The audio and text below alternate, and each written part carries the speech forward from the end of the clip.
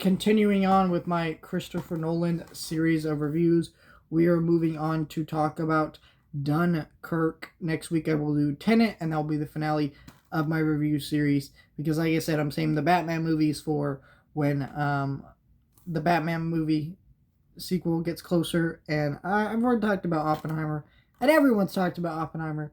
Do you need me to talk about it? Dunkirk is probably one of the Christopher Nolan movies I think I have the least to say about. This movie isn't so much a movie. This is a movie that just throws you into a setting, and it's about experiencing the emotions and tension of that setting. Because this movie doesn't give you character, it doesn't really give you any understanding of a lot of things. And kind of reminded me of a movie called Belfast, where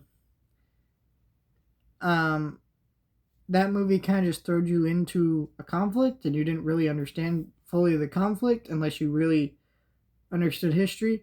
This movie does a little bit better of that. I think you understand everything clearly enough.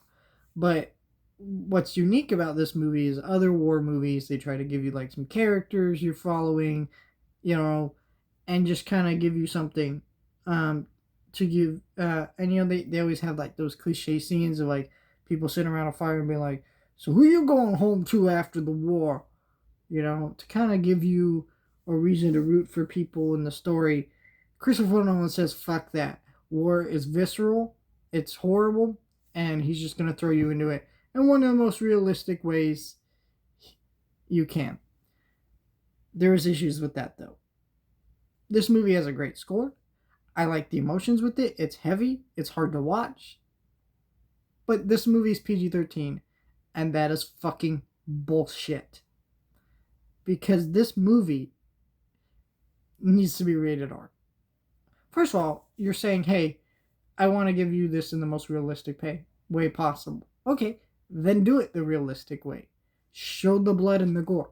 I'm not saying like show it in the exact intensity of like actual war, because that would be just too hard to watch and show to a general audience. But what I am saying is show everything in its intensity, that you can, right? I mean, because there's literally points in this movie where grenades are being dropped or whatever, and they're going off and they're exploding, but they don't like just kick up some dirt and explode. No, they rip you limb from limb, right? I mean, it kind of made me think of Jojo Rabbit, where in the opening he has one of those things and it explodes and it just messes up his face a little bit, and he had to heal up, right? That is like a goofy movie that has a goofy tone to it. It's not taking itself too seriously. This movie is, that movie isn't, and it just feels wrong when watching this movie. I don't know if it was a studio thing or what. I can't imagine that it is, because at this point, Christopher Nolan is a creative that literally gives no fucks and does whatever he wants. So I'm thinking this was a him decision. But why?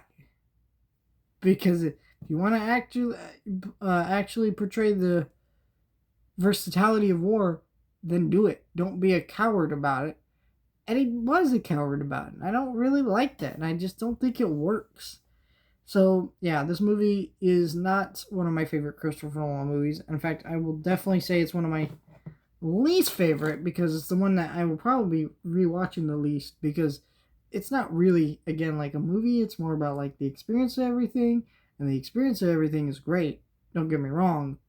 But it's also only about the experience, and the experience is a little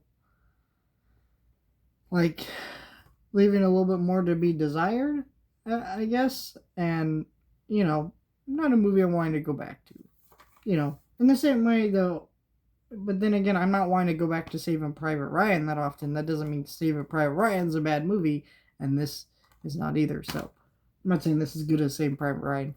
That would be a lie. But this movie's great. Let me know your thoughts.